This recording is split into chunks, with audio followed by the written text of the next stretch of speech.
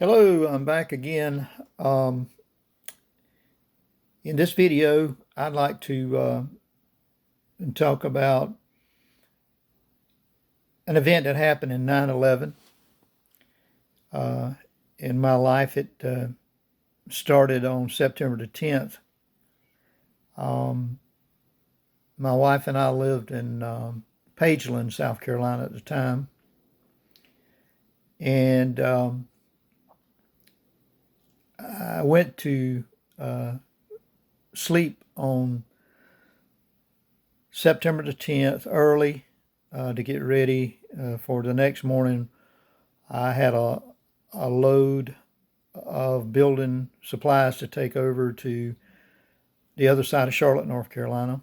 Pageland is a small town not far from Charlotte, and we lived there at the time.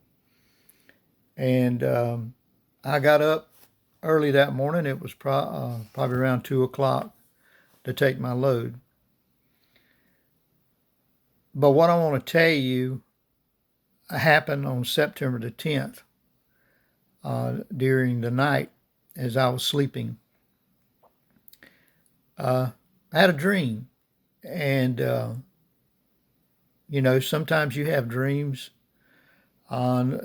Usually they don't mean a thing. I mean, most of the time your mind will just drift. You'll dream things that because you ate too much pizza or something like that. And in this case, it was a Sunday night, and I knew that I had to get up around 2 o'clock the next morning to pick my load up. So I was in bed. I was sleeping, and sometime before 12, my wife, she must have got into bed, but I was sleeping, and I had a dream, and this dream was very different. It was real, just like me looking in this camera and seeing an image in this camera. It was so real. In the dream, I dreamt I was on the old farm that my granddad once had worked and lived, and I was standing there. It was just like in the dream, and I thought, what am I doing here? And I'm standing in my granddad's backyard looking around and seen the old pack house. I said, there's the old pack house, and I'm standing here looking at it. And my grandmother and granddad had between the pack house and they had a garden that was there. My grandma had a big, large garden, and there was an area there where my granddad had planted sugar cane. And he would take the sugar cane, and he had a machine that he used to squeeze the cane. The mule would go round and round and squeeze the cane, and he made syrup. And looking at this, I looked over in the middle of where the cane patch, and some of the cane had been cut down. And I looked and I saw an object. This object was in the field where the cane had been cleared. Some of the cane had been cut down and cleared. And I looked and I said, my goodness, what is that? And I looked, and it was an object that was like, it was shiny. And I walked over to it, and the closer I got to it, looked like a room made out of stainless steel. And I looked and I said, that's not a room. And the closer I got up to it, it was an elevator. I said, what is an elevator doing here? That's what I'm thinking in the dream. I'm saying to myself, what is an elevator doing in the middle of Granddaddy's cane patch? And I'm standing there looking at this elevator, and all of a sudden I reached out to the elevator and I mashed the button, and the door opened. I said, well, this thing's real. And so that's what I remember saying, it's real. This is a real elevator. And I stepped into it, which was so odd, out of place, and I stepped into this elevator. And I look in this elevator and I says, I've never seen an elevator like this. And I looked at the panel on the elevator, and the elevator had numbers on it, way up numbers, like above 100, 60 to 100. And I'm thinking, well, is there a building that tall? I didn't know. And so I said, I'm gonna look at this closer.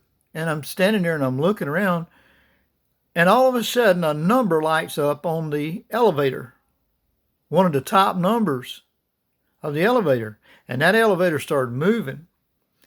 And I thought, oh my goodness, this thing's got me entrapped in here. And the elevator just kept going up, up, up, and it was just going a high rate of speed. And I'd never been on an elevator like that in my life. And all of a sudden, the elevator just stopped. Wow. And the elevator opens up. And I look out and I step out of this elevator. And when I step out of the elevator, I look, and it's like I'm standing on an invisible platform. I step out on some type of platform, like a floor. I look, and it's moving. And I'm on this floor, and it's like it's moving, and it's transparent.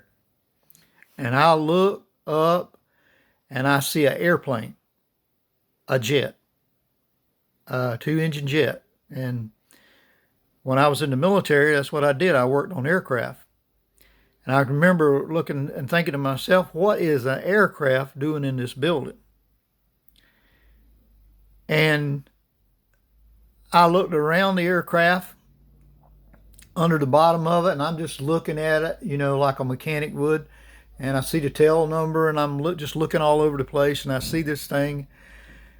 And I'm saying, oh my Lord, what in the world is an aircraft doing inside of this building? And all of a sudden, this platform just takes me around outside, up in front of this aircraft. And all of a sudden, I hear this large noise. And I look, and I see the building. I see a big hole in where the floor was at. And I looked like multitudes of people just hanging on to anything they could hang on to. And this building was totally coming apart. And I saw people screaming and crying out. And I said, Lord, I can't stand this. And I just began to cry out, Lord, God, have mercy on these people. It was like I was protected somehow. It was like I was on a platform or something. And I was in midair, and I could see all this taking place. And the Lord just snatched me out of it. And when I come to myself, I was crying, standing up in the middle of my bed, standing on my feet in my bed. And I know my wife thought, what in the world is going on? And I was crying and just saying, God, have mercy, have mercy. It was so real.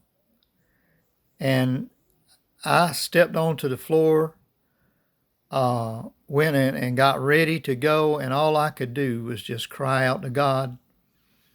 And I got in the car, and I cried, and I prayed all the way to work. I said, God, I don't know what this is.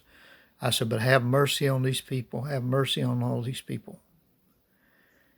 And I was in an intercession. It was like a deep groaning. And I was interceding for these people. And that I didn't even know, but I could see their faces plain as day. I saw these people. And I was crying out to God for these people. And I got to work and got my load and got out to on the other side of Charlotte, dropped my load off and come back. And I was on the way back, and it was delayed. There was some delay getting the truck unloaded, so I was there for a good while, a good long couple of hours, and more than what I should have been. And I didn't even know why. I didn't know what was going on.